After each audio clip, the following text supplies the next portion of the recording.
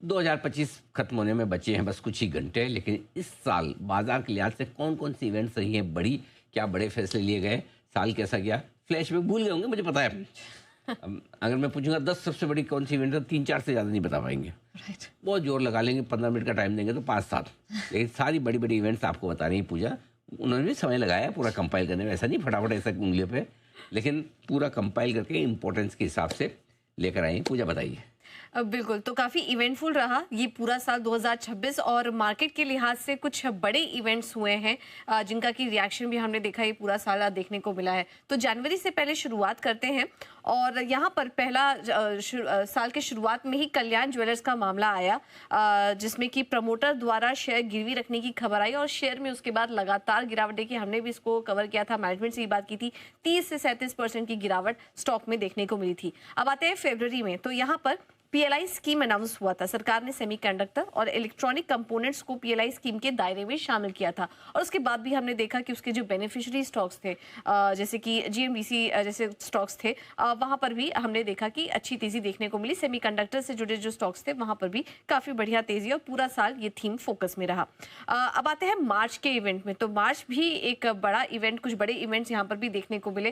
पहला तो यहाँ पर एक अनाउंसमेंट हुई इंडसइंड बैंक से जुड़ी, जहां पर कि फिर हमने देखा कि एक क्रैश लैंडिंग देखने को मिली, बड़ा फॉल आया था इंट्राडे में ही। मार्च में डेरिवेटिव पोर्टफोलियो में गड़बड़ी पाई गई, 65,000 करोड़ की नेटवर्थ के हिसाब से 1500 करोड़ के नुकसान होने का अनुमान भी यहाँ बताया था।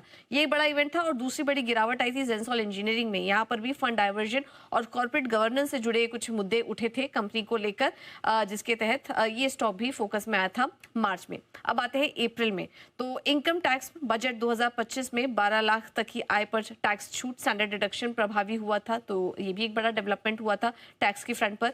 जुलाई में भी मार्केट को पर इम्पैक्ट करने वाली बड़ी खबर आई थी जेन स्ट्रीट से। इंडेक्स डेरिवेटिव्स में अनियमितताओं के आरोपों पर सेबी की सख्त कार्रवाई हुई थी इस पर, तो ये भी एक बड़ा इवेंट था जो कि काफी समय तक फोकस में बना रहा। अब आते हैं अगस्त में और यहाँ पर शुरुआत हुई यूएस टैरिफ की। यूएस इंडिया ट्रेड डील की वार्तालाप भी यहाँ से शुरू हुई। डोनाल्ड ट्रंप ने चुनिंदा भारतीय आयातों पर 50% तक टैरिफ लगाया और टैरिफ के मुख्य रूप से textile, gems and jewelleries, seafood, leather और फर्नीचर जैसे ये जो स्पेस थे ये काफ़ी ज़्यादा प्रभावित हुए थे। सितंबर में भी काफ़ी बड़े इवेंट आए हैं। पहला तो जीएसटी था, जीएसटी 2.0, सरकार ने जीएसटी स्लैब्स में संशोधन किया, ये कुछ बड़े अनाउंसमेंट हुए। डेरिवेटिव एक्सपायरी को लेकर भी कुछ अनाउंसमेंट हुई। यूनिफॉर्म एक्सपायरी रूल लागू हुआ। निफ्टी मंगलवार और सेंसेक्स गुरुवार को एक्सपायर होने लगे। जेएसडब्ल्यू ग्रुप एक्सोनोबल इंडिया में 74% हिस्सेदारी 9,000 करोड़ में खरीदी, तो ये भी एक बड़ी डील हुई थी इस साल। अब आते हैं अक्टूबर के महीने में, तो यहाँ पर भी इंडाइसेस और सेबी की तरफ से कुछ बड़े फैसले देखने को मिले। सेबी इंडेक्स डेरिवेटिव के लिए मिनिमम कॉन्ट्रैक्ट वैल्यू बढ़ाकर 15 लाख की, इंडाइसेस निफ्टी का लॉट साइज 50 और बैंक निफ्टी का 30 किया गया। इसके अलावा आरबीएल बैंक, इस बार हमने देखा है कि इस साल कुछ बड़े बैंक्स ऑफ फाइनेंस में भी कुछ बड़े डील्स देखने को मिले। आरबीएल बैंक में एमिरेट्स एम्बेरी ने 26,800 करोड़ में 60% हिस्सेदारी खरीद की घोषणा की। अब आते हैं नवंबर के महीने में, तो यहाँ पर भी कुछ बड़े डील्स देखने को मिले। अदानी ग्रुप का टेकओवर प्लान जयप्रकाश एसोसिएट के क्रिएटर से अप्रूव हुआ। 14,500 करोड़ का ये प्लान था।